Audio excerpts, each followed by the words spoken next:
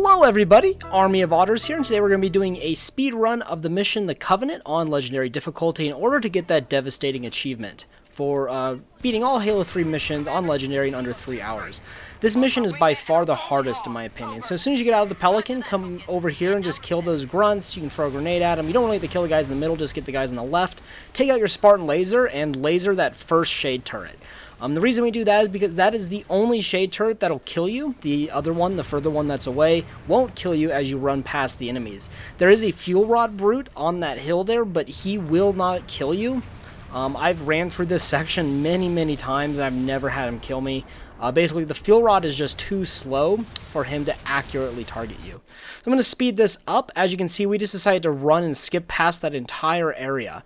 The fastest strategy is to actually clear out that area and grab the Warthog, but that only saves you about 30 seconds. So this is the safer, more consistent, obviously, strategy. So as we come up here, I sped it up there. You don't want to see me walking through the canyon. It's a nice peaceful walk though. As we come up here, kill that grunt. I find it easiest to headshot him once he hops in that ghost. Then we're going to swap out our Spartan laser for a beam rifle. Also, you could take a fuel rod gun if you would like for your BR. Take this ghost, come off and hug these trees here. That way that shade turret doesn't hit you. Sometimes that wraith will be in the right position for the gunner to hit you, but he won't kill you. Wait for those prowlers to come out and wait for your shields to recharge if need be. There, I actually screwed this up. You want to kill that brute. That is your main target. The reason for that is the brute can turn around really quickly and brute shot you, whereas the shade turret takes time to turn around. Hop on these ammo crates and do a crouch jump up here. That's actually a pretty easy jump and might just take you 1 or 2 tries to get down if you're not used to crouch jumping. Just kind of run around in a circle on this thing because sometimes grunts like to throw grenades up here, so be aware of that. As we come up here, our main target, the main person we want to kill right away is the Chieftain. A lot of people like to kill the other brutes first. I find killing the Chieftain first is easiest because we want his invincibility, and he usually doesn't activate his invincibility right away, so that just guarantees that we're going to get that thing. So shoot this brute here, and then just start taking out all the other brutes. I have a power drain, so I'm going to use that to take out their armor here. It takes out 2 of the brute's armor. And then for the last brute, I decided just to use my BR. This is a little risky though, because brute shots are extremely dangerous in this game. But I managed to kill him, and that saves us some beam rifle ammo for later. You don't want this bubble shield. As you can see, I'm just going to waste it, and I'm going to take the invincibility. That is what we are after. Hit this button, and then the shield will come down. Here, you don't have to take the gravity hammer. I actually debated it. I decided to take it because there's a trick jump I'm going to try later and completely fail at. So unless you want to try the trick jump too, you don't need the gravity hammer and you can keep your preferred weapons, but I do highly recommend keeping a beam rifle with you. So as we come down here, I'm going to try a really risky thing in the beginning where I try to get a brute to throw a bubble shield. The best strategy though is just to hit that invincibility and run through these enemies, as you'll see me do here in a second. The reason I was trying to get a bubble shield was to save the invincibility for later, but we get an active camo right after this, so it doesn't really matter all that much since they both kind of serve the same purpose. So again, thinking back on it, it's not worth trying to just run through it thanks to a brute throwing his bubble shield, so I activate the invincibility and just run through everybody, and there's not much they can do about it. Come out here to your right and just hug this wall. You can see that the active camo right there. Pick it up as soon as your invincibility wears off, and then we are all set to head to the next tower. A Marine is going to bring you a Warthog. Take the Warthog and not the Mongoose, because the Warthog is actually a little bit faster than the Mongoose, believe it or not. So here, just drive back down to the beaches the same exact way that we walked up. Just do your best during this driving section to not, flip over or crash into any trees. The best way to drive a Warthog is to have this Marine be a terrible driver and also to take wide turns and try to avoid logs and stuff that are falling down on the ground. As I was saying earlier though, this mission in my opinion is by far the hardest, even harder than the Ark, and it's just because of the Scarab battle in this mission is really brutal. I actually screw up there. I hit the tree. If you don't hit the tree like I did, you actually want to go for the second Pelican, but here I go for the first Pelican. It's just a little bit faster. So when you get in this Pelican, I like to touch the bottom of the Falcon. When you get in this Falcon, I like to touch the bottom of the Falcon to the ocean and then pull up a little bit just to the point where you can see the falcon creating ripples in the water, almost. So as we come around here, just fly around this rock, and the nice thing about this strategy is all the banshees and phantoms above you don't target you. They don't even see you. Sometimes they'll shoot some plasma bullets at you, but for the most part, those will rarely ever hit you. Kind of start elevating your altitude to go above that rock, but then hold your altitude until we kind of see this indent in the wall, and then we want to, as soon as we get past this, then we want to slam on our altitude in order to fly up. You're going to see me kind of just slow down just a bit right there. That's just to kind of give me some more time to get altitude without running into the tree or any structures or anything. So this is a really safe strategy. Just land. I recommend trying to land the falcon right there for later. Here, I actually get messed up by some brutes behind me. So, just move a little bit quicker than I did. Here, there's normally 3 brutes, but they weren't aware that I was here. So make sure you pick up this guy's brute shot. Very important that we grab his brute shot. As we come into here, we're going to want to go to our right. This one is pretty much the opposite design of the last tower. Here I throw a really poor grenade. I was trying to kind of launch it into those drones. Try to get like a 6 or 7 kill Killtrocity. And then look up there, jump right at that ramp, and brute shot in order to give yourself more height and crouch. If you're not used to brute shot jumping, I recommend going into custom games in order to practice it for about 5-10 minutes. It shouldn't take you long. It's really easy to get used to, and that jump shouldn't give you too much difficulty, as long as you're used to, jumping with a brute shot. As soon as we come up here, this room is pretty easy for the most part. Sometimes that turret guy will give you some headache, but here he actually let me just snipe him, which was really kind of him. These other brutes are the weakest brutes in the game, but they can be a little bit hard to kill because, they're a little bit harder to see. But a headshot instantly kills them, and then it takes 2 shots otherwise with the sniper rifle to kill them.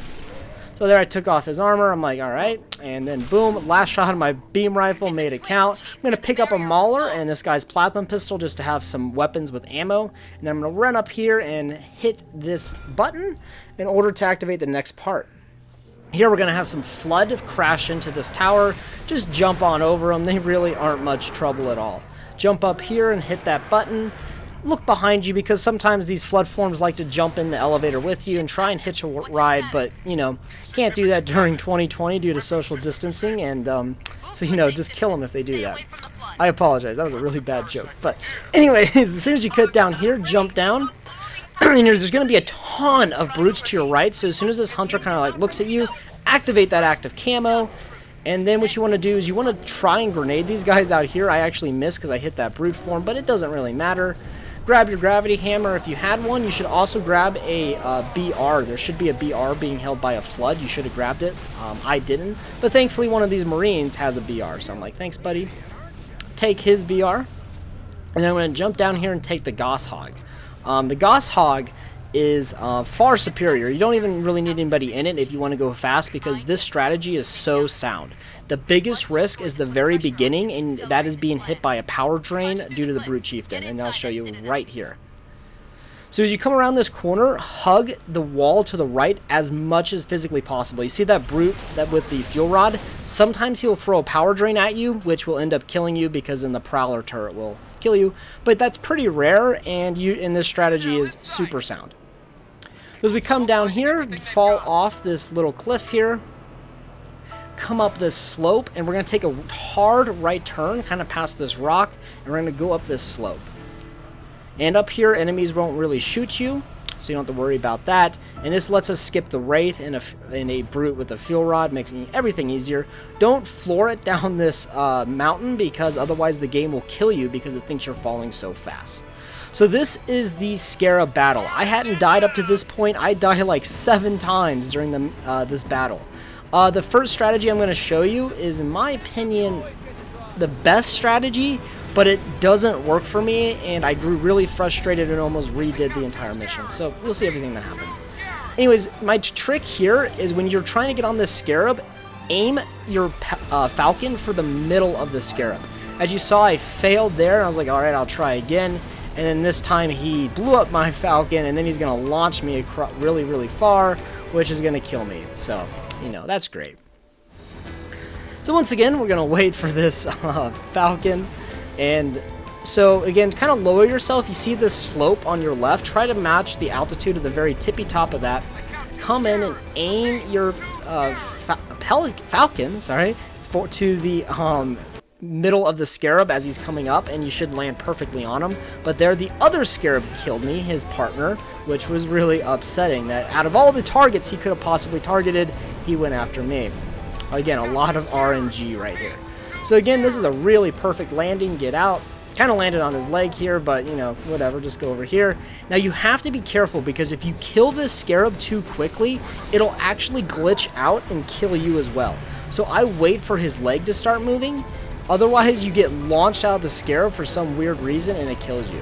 And then here he's going to smush my Falcon. I accidentally get in the passenger seat, but it didn't even really matter. Just super frustrating.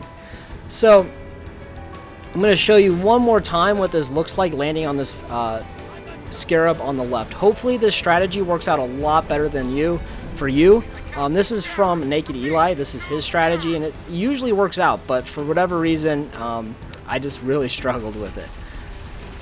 So this is a 22-minute run, by the way. On this mission, you want to aim for 30 minutes. If you can beat the arc in this mission in under an hour, or at about an hour, you're going to be in good shape for the devastating achievement. So here, as you can see, the Scarab was nice enough not to smush my Falcon, and so whenever that happens, I fly up to this like little thing that jets out, and that's to protect me from the Banshees, because usually they don't like to go near it. And then I was like, alright, and this is the problem with the Scarabs, though, is they can turn really quickly, so you have to position yourself really well over these things. And then here I got hit by a fuel rod, and at this point I was super frustrated, really bad. I was like throwing grenades and stuff. If you get frustrated, the best thing to do is to stop playing, pause the game, and put the controller down for a little bit. I just decided to keep going though. I was like, you know what, I'm going to go for the Scarab on the left this time, screw it. So, kind of the same strategy, target the side of him, come in here. I should have used the gravity hammer, that would have killed him a lot faster, but, you know, whatever. So then I come out, and I'm like, I hope my Falcon's alive, and I'm like, it is, but it's probably going to get smushed, but he actually barely misses it, which was really kind of him. Get in that Falcon, and again, fly up towards this thing to avoid the Banshees. You're going to come on in, and I get really, really lucky here, because I actually get hit by the fuel rod gunner, but it didn't matter, because I survived. Come in here, and destroy him. And now we're pretty good. Now you have to be careful as you come out of here, as you're going to see, because I was like, oh shoot, there's a Prowler coming, there's a Ghost shooting me, there's more Ghost coming, you have Banshees above you. So I'm just running over here, hoping that I can get some cover. And then all of a sudden, this Ghost looked at me, and I thought he was going to kill me, but he was like, nah, dude, I feel bad for you. So he decided not to. So as you can see here, my best run, I'm 2 minutes behind right now, because I struggled so much at this part. This part is by far the hardest part, in my opinion, in the entirety of Halo 3. So thankfully, though, after this mission, we have one of the easiest missions in the game. So if that's any reassurance for this achievement, there you go. So go up here. If you're faster than I am, you can kill the Arbiter, and it skips this dialogue sequence between him and 343. But I didn't kill him fast enough, so they still had it. Take this Ghost across the bridge, and you want to stand about a meter behind the Ghost and hit it with your gravity hammer, but I accidentally end up destroying the Ghost. So your goal is to launch it in there, but here I destroy it, and I was like, oof, whatever. The point of that is if you get the Ghost inside and you floor it, you can actually kind of skip the Cortana cutscene. It just cuts off about 5 seconds though, so not a terribly big deal if you can't find a Ghost, or if you decide to destroy it like I do. So then you have a cutscene, you can skip it like I do. So here is the gravity hammer skip, and what you're trying to do is you're trying to not knock it down, you're trying to kind of knock it into that wall and put it on its side, leaning up against the wall, and then like what we did on Crow's Nest, you want to jump up and hit it, and that will launch you really far down this corridor. But I screw up, and ultimately I'm also going to die here. And a big issue with this jump is you're going to be pressed for time, because those grunts like to throw plasma grenades at you. So here I'm making my way up. I'm actually doing really good, and then I freaking do this. I stick myself, which was terrible. And this section isn't terribly hard. I just make a lot of dumb mistakes, so this run could have been a lot better. So here's a little bit better, but you're trying to lean it up against the wall. I was really worried, though, because of those grunts, and there's a sticky grenade coming in. So again, you have to be quick. It's just something I haven't practiced enough, so you know, something you'd have to practice a lot. And really, I was just trying to get you guys a solid run, but this is, my opinion, my most sloppy run by far out of all of the ones I've shown you. So, but I still feel like it's really good for the first part of the mission and showing you some strategies with the scarabs. So here I ran out of BR ammo, so I switched to a needler. If you don't have a precision weapon available, the needler is always my go-to like weapon. It's not as effective as in like Halo 2, but it's still decent. So here I kill myself. I'm gonna end up dying again up here, but anyways, the goal here is as these brutes start landing, you want to take these fuel rods from those grunts and just start laying into them as those jetpack brutes start landing by you. And really, I don't know what, you can pretty liberally use your fuel rod gun here. I was trying to save ammo, but I don't know why, because the fuel rod isn't all that useful against the flood sequence, and then I got hit by, I think I just blew myself up. I didn't actually see clearly. So, you know, don't do that. So again, come down here. Sometimes this brute likes to throw a deployable cover. You can destroy it quite easily with this. If your shields go down, just back off, and you can kind of let the Flood and Arbiter run ahead of you. But the problem with the Flood and Arbiter is they're pretty useless during this sequence, at least in my opinion. Just because the Flood don't usually have weapons, and the Arbiter is using a plasma pistol. So it's like, or a plasma rifle, sorry. Anyways, you can kill these grunts from far away. A lot of these brutes are carrying carbines, so make sure you pick one up, and it allows you to kill those grunts firing fuel rods down at you. Then you can spam some grenades and try and kill some brutes. You have a chieftain up here, but chieftains in this game usually aren't anything to worry about, as we've seen throughout this video. They're easily, or throughout this series, sorry. Brute chieftains are easily assassinatable, which is really nice in this game. So here I'm almost out of fuel rod, which is fine. I'm going to shoot him with my carbine, and that kills him because I hit him with a fuel rod earlier. And then I'm going to kind of hide here and kind of let those flood, or try and let them to go ahead, but they didn't do much. This guy did not want to die, so, you know, feel bad for him. You really want this brute's invincibility. Whenever you can get an invincibility, for obvious reasons, you want to pick it up. Here I should have swapped out my fuel rod for a brute shot, because the brute shot is super effective against flood. But, you know, it's whatever. Also, using the gravity hammer is really good, too. So, gravity hammer slash... so, keep the gravity hammer, and then I'd recommend the carbine or the brute shot, whatever one you prefer. Here, activate the bridge, and it'll start a cutscene where the Arbiter gets some revenge. You can watch it if you like, and this next sequence is super easy, except I'm an idiot, and I just wasn't thinking clearly. So, this first part here is going to be a good example of what not to do. So as you make your way up, you don't really have to shoot the little guys. Just try and headshot these guys or shoot them with a brute shot as they jump at you. And then as this door opens, you want to throw a plasma grenade. As you can see, I just completely biffed my plasma grenade, and then that guy killed me. So kind of frustrated, but anyway, so as soon as that door opens, you want to lay a plasma grenade right at the foot of the feet. And you can see there's plasma grenades all over here, so you should be able to find them. Here I pick up a shotgun instead of the fuel rod. The shotgun's not all that effective, though, against the flood in this game. So again, as that door opens, throw that plasma, and you'll get all of them. You might have to kill one of them if they run out fast, but you should be able to get all of them. Here I'm going to swap out my shotgun for a gravity hammer. And this section's pretty easy because you have the sentinels helping you. So just be aware, and if they need floodgate in your face, then you just kill them with your gravity hammer or shotgun or whatever you want to use. But again, I don't believe the shotgun's all that effective. Here, just activate your invincibility to get through all of these guys, and then you're pretty much home free at this point. This next section is pretty much just carrier forms and like 3 elite forms, and one of them I think has a plasma rifle. So just keep making your way down. You can throw, if you have any plasmas, you can throw them up there to try and get rid of some of the carrier forms. But for the most part here, these guys are actually going to go after the sentinels, so they're not too much of a worry. That guy's going to blow up, and I'm going to be about a minute over my best run of 21 minutes. So this was a 22-minute run. Anyways, fall down this hole, and that is the end of the mission. I hope you guys enjoyed, and I hope it helps you guys. Good luck on this mission, and I'll see you guys next time on the mission Cortana.